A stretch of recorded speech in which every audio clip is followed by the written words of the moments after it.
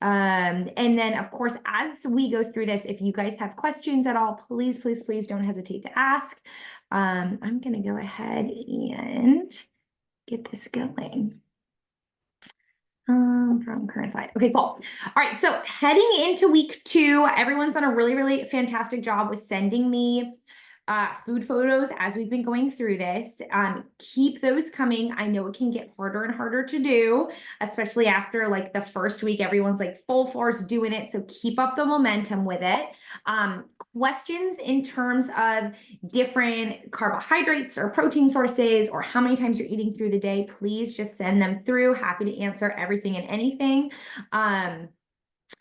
However, okay, so moving on to this week. This week is where I kind of open up some choices for everybody. So I am someone who does better on 4 to 5 small meals a day. So I know the 3 meals a day for a lot of people has been really great structure-wise and has been allowing us to really just find that structure and eat enough protein, eat enough carbohydrates, veggies, and fats. If you have found that you've been eating or hungry often between meals, it might be where you do better with 4 meals during the day rather than 3. My blood sugar will crash midday and I lose so much energy if I wait between lunch to like 6:37 to eat dinner. I generally eat on the later side just because of everything going on. So I found that I have to have a meal around 3 p.m. and I just call it my second lunch.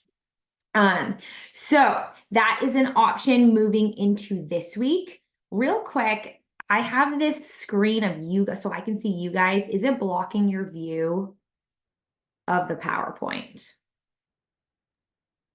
No, we can see it. Yeah, we can see the PowerPoint. Okay, perfect. Fantastic. And then I'm also freezing on my end, but as long as I'm not freezing on everyone else's end, then we should be good. Oh, we're good. Okay. Thank you, Laura. All right, perfect. So this week, just kind of talking through what are you willing to give up? It's not inferring any sort of foods or anything that you have to give up. It just means, are you interested in sticking with 3 meals or 4? And that also implies, like, do you want to go more on the whole foods, like lower carbs per meal, but at the end of the day equals the same amount of carbs?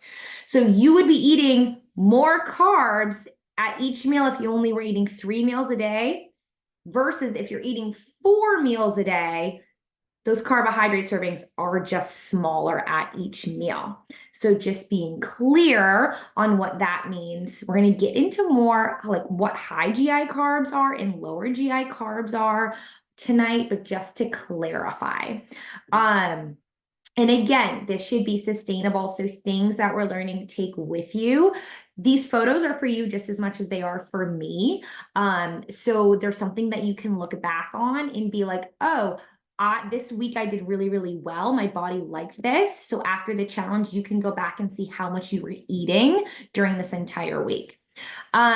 This is an outline. I know it's a lot of words, but if you were to pick 3 meals or 4 meals, okay, what does this look like when it comes onto your plate? And these portion sizes are referring to how we're quote unquote measuring the amount we're eating, right? So we're using our hands. So palm size protein, I literally mean like I'm eating a full chicken breast for dinner, right? I'm not cutting that in half. I'm getting 2 full palm sizes. Vegetables, I call vegetables volume. So if you're finding yourselves hungry at meals or after dinners, increase the volume, which is the amount, especially of vegetables. It can always be protein. Always go back for seconds if you're hungry for protein. But then, of course, the vegetables, the more volume you eat in vegetables, the fuller you'll be. And they just have less calories, right, than like a rice or a pasta or a sweet potato, those sort of things. Is this all making sense so far between the 3 to 4 meals? Okay, beautiful. I'm going to keep moving on just to make sure we get through everything. Okay, carbohydrates, because there's so many mixed messages around carbohydrates that I really like to clarify. So I kind of call the higher GI carbs or the workout carbohydrates. or yeah, I call them the workout carbohydrates because they're higher in carbs. So things like basically that aren't berries are going to be higher in carbohydrates, like bananas, like apples, mangoes, denser fruits that have more sugar. Sugar equals carbohydrates, so they're automatically going to be higher. So I would take, for instance, if this was me working out, I would take like a protein shake and say a banana or an apple. So I'm getting my protein as well as my carbohydrate pre or post workout. So remember just to fully utilize the protein molecules after or before that workout when we're drinking our protein shake, or even eating like phage yogurt or cottage cheese. They need the carbohydrate molecule to help shuttle that protein to repair your muscles to your muscle mass. So carbohydrates are important. There's so many mixed messages around carbohydrates in terms of like, I want to lower carbs. When I lower carbs, I lose weight. The scientific answer to why when you lower your carbohydrates, you lose weight is because carbs hold onto water weight within your stomach. So if you think about like a piece of bread, like when it's kind of inflated with water, like it expands, right? So carbs hold on to water weight. So as soon as you start eating less carbs, you are automatically going to weigh anywhere from 2 to 5 pounds less, depending on how many carbohydrates you were eating in the first place. So just to clarify, high GI carbs, the ones that are processed, the ones that have a really high carbohydrate or sugar content, are going to be those GI carbs. So, the bread, the rice, the potatoes often get a bad rep. Potatoes are not bad. Potatoes are awesome. Even white potatoes, they are full of vitamins and minerals. So you can eat white potatoes. And then like bananas, grapes, and mango, I kind of just lumped in here because like, for instance, grapes are surprisingly very high in sugar. So if you kind of pack like a whole bag full of grapes in your lunch, you'll be like, wait a minute, that doesn't even make sense. Like grapes aren't even filling, but they have a lot of sugar, which turn into carbohydrate. Pastas, beans, legumes. So anything that's like canned, if you like black beans or pinto beans or anything like that, they just have a really high carbohydrate content. They do have some protein, but the carbohydrate is always going to outweigh the amount of protein, just so we're clear on that. And then lower GI carbs, lowest. So anything that ends in berry. So I love to put in my smoothies, a bunch of blueberries, raspberries, strawberries. So again, I can pack in that volume so it feels like I'm eating a lot, but the amount of carbohydrates and sugars in berries is just so much lower compared to other fruits, that it packs, let's say, like a bigger punch for the actual amount that you're eating, if that makes sense. And then medium carbohydrates are like apples. Quinoa is super dense and also has good amount of protein, but not a ton of carbohydrates. So hopefully that kind of clears up carbohydrates a little bit for everybody. This is a slide I love because it just puts a visual on why we need to eat all three food groups and why they're all important. Especially for females, fats can get a bad rep as well because people are like, the more fat you eat, the more fat you gain. If you are eating really good omega-3 fats or fatty acids like a fish oil, cod liver oil, getting your 1 to 2 servings a week of fish, that's something that's going to be really good for our hormones, especially as females, either to balance your hormones if you have your period or if you're going through pre-post menopause and you're starting to lose that estrogen, and hot flashes and all of those symptoms are starting to become a thing for you. Eating really good high quality fats, a high quality olive oil, avocados, not just kind of the grab and go. And I was guilty of this too, until I met with a holistic doctor. The grab and go, like the nuts or the peanut butter. We just want to be careful that we're getting a well-rounded balance there. So carbohydrates, fast energy, that's always why I say eat carbohydrates before you work out. Essential for brain function and helping shuttle that molecule, the protein molecule to your muscles for repair. Again, fats for healthy hormone production for us women. If you're someone who, I'll mention this as well, gets really bad back pain, period cramps, anything like that around your period, it probably means that you do need to up your fat intake. And that just goes to show how much fats play a role in our hormonal health. And that should make a big difference for you, especially the week before you get your period. And then proteins, especially meats, things like that, are going to help keep you full and also satiate you. So they're going to help with cravings. If we aren't eating enough protein at our meals, we're going to crave things after dinner. We're going to crave, like, I want the salty potato chips, or I just want a few chocolate chips.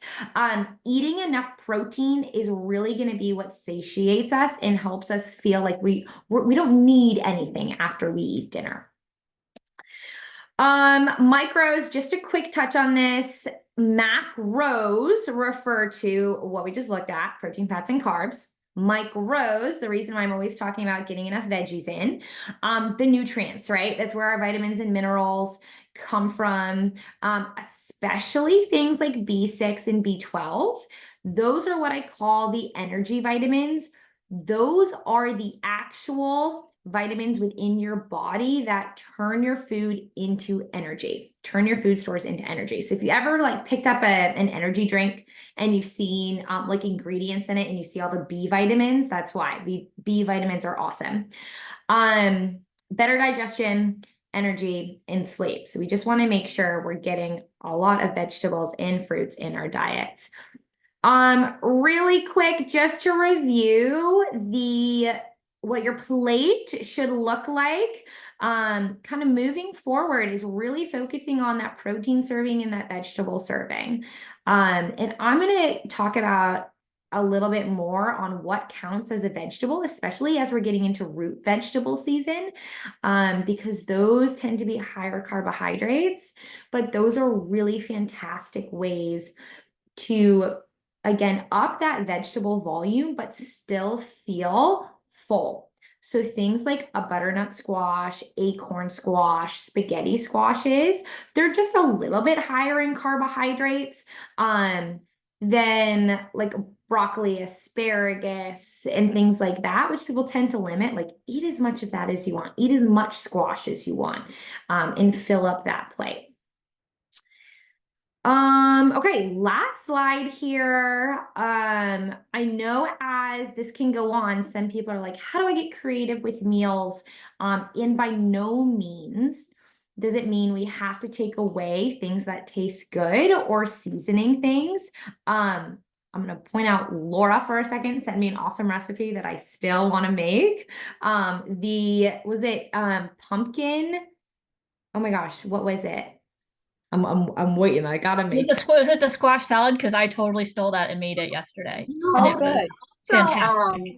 No, it's like this pumpkin curry situation. I've never cooked a pumpkin before like this, and it was very easy. I'm happy to share it. And it made like a very thick soup that you could put over a rice or farro or something. And yeah, great. Yeah, it looks fantastic. Husband approved. Bry's like very weary of soups. This it was not a soup. It was more of a curry. Okay, noted. Yeah, I love that. So any of these like fall flavors that are starting to come out, just because we're really focusing on high protein and eating healthy doesn't mean we have to take away these amazing flavors. Because we want, again, like we're really focusing on those well-rounded meals anyways that have those carbohydrates and those healthy fats. Just a few facts about different seasonings. Does this have, I'm trying to remember if I'm on this. No, I didn't. Okay, so if anyone has like joint pain or swelling, turmeric is also another really fantastic spice to help with joints. I did not get a chance to put that on here. The last piece I'm going to talk about is water. Water intake is really, really huge for flushing toxins out of the body. Water is really underrated, especially as well as like with sleep in terms of weight loss and just a healthy metabolism, because sleep is when everything happens for repair. So getting like at least around that like 7 to 8 hours of sleep every night is going to be super important to help you through this, as well as enough water every single day. And so I'm someone who I have a 32-ounce water bottle. And so I just kind of keep a running tally in my head. Okay, have I at least filled this up 3 times today?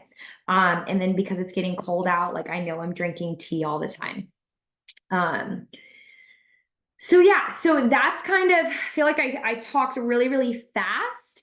But moving into this week, that number one goal is if things worked for you this past week, which I'm looking at everyone on this call had awesome weigh-ins this morning. Then keep doing what you're doing, because it means your body likes it, likes the routine, likes the amount of calories you're feeding it. And there's no reason to change something. Healthy weight loss is around pound and a half every week. And so we're not trying to expedite that in any way, because again, we're here for sustainability. So yeah, so that kind of wraps up tonight's call. I just need after the call for you guys to let me know, are you sticking with 3 meals a day, or are you going to move to the 4 meals a day program?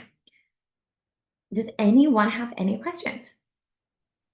I'm going to start sharing my screen. I have a question.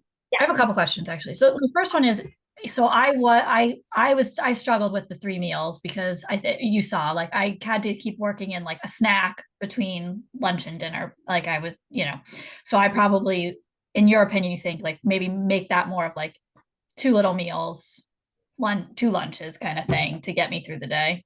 Yeah, that's where I found, because I've played around with that a bunch of times, and just in terms of like, okay, if I change a snack and add this to it, and I just found if I make sure that I have like a protein and a fat and some carb together, like at 11 a.m. and then at between 2 and 3 p.m., I do a lot better throughout the day in terms of maintaining energy levels. Yeah. And especially for someone, like if you're not someone who can eat a lot in one sitting, and I feel like your portions were on the smaller side, Laura. Yeah. Yeah. So if you can't eat a lot in one sitting, it's also helpful to be able to get all the calories you need in that day to divide it up into 4 meals. Cool. All right. Yeah. So I think I've just told you I'm doing 4. My other question, and this is totally unrelated, is what's your take on like adding in like those greens powders, like athletic greens? Yeah. Are those, I mean, are those any good, or are you literally just, adding, stuff to your pee and peeing it all out and it doesn't even matter? Totally.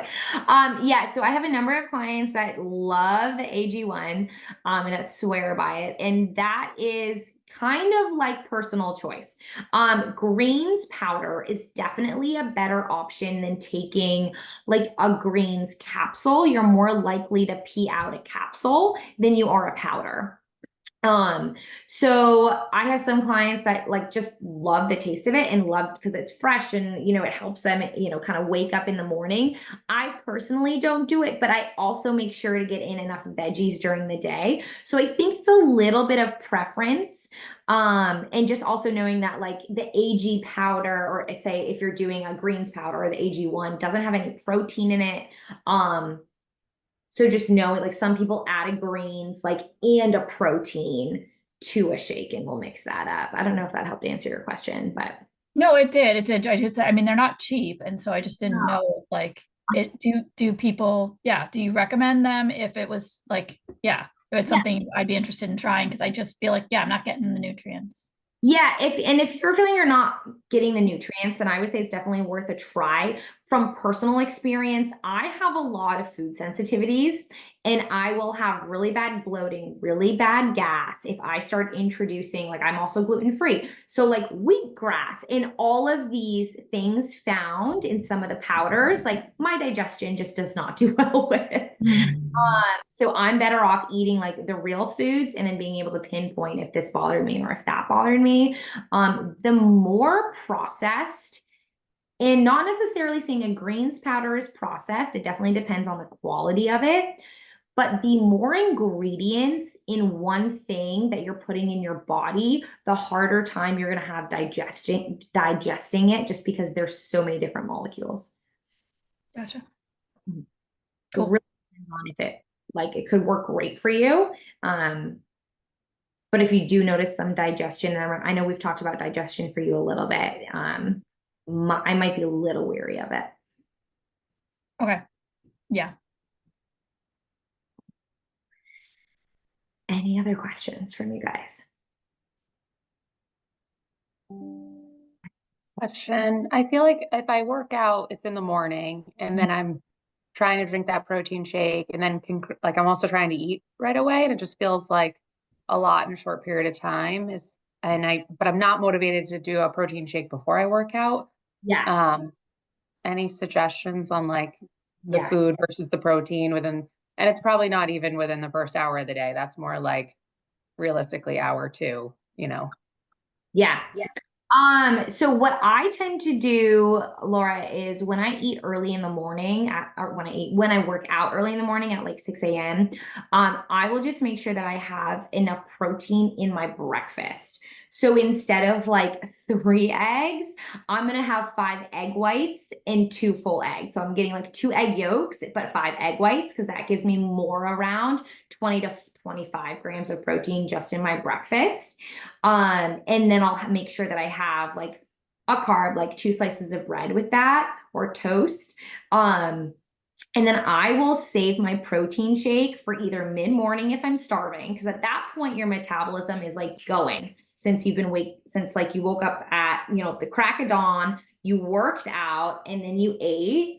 So then I'll save that protein shake for either mid-morning before lunch, and then you could push your lunch an hour or 2 later if you're still full, or you can save that protein shake till mid-afternoon. So as long as you're eating a source of protein and carb around your workout, you're still getting the benefit from it. And then as long as you're eating enough protein within that day, then you're still benefiting and getting all that protein in.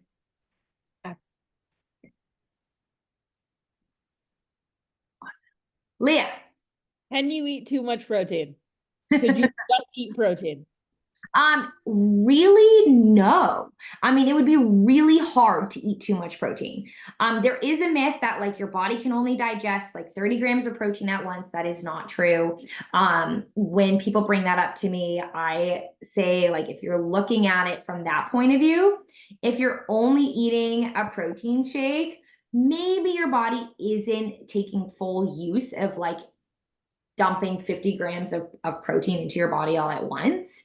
But that's where like fats come into play and carbohydrates come into play, because you truly do need those molecules for your body to utilize all of those grams of protein all at once. So like the more diverse your meal is when you're consuming a lot of protein, the more that your body's going to be able to utilize it correctly. Hopefully that helps. Yeah. Okay. Awesome. If we don't have any other questions, then I'm going to go ahead and wrap up this call just so you guys can continue on with your night. Feel free to ask me, send me texts, emails, whatever. But also keep posting on the Facebook page, because I love seeing everybody's recipes, and I think that's really helpful for everybody else. So nice job, ladies. And I will talk to everybody via text about food probably tomorrow. Thank you. You're welcome. Thanks. All right. Have a good night, guys. Thank you. Bye. Bye.